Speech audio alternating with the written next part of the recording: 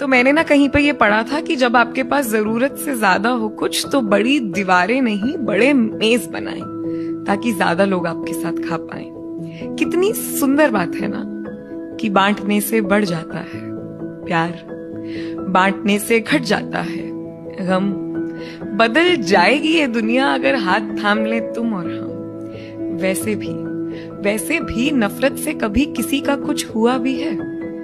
दर्द की दवा दुआ ही नहीं दया भी है।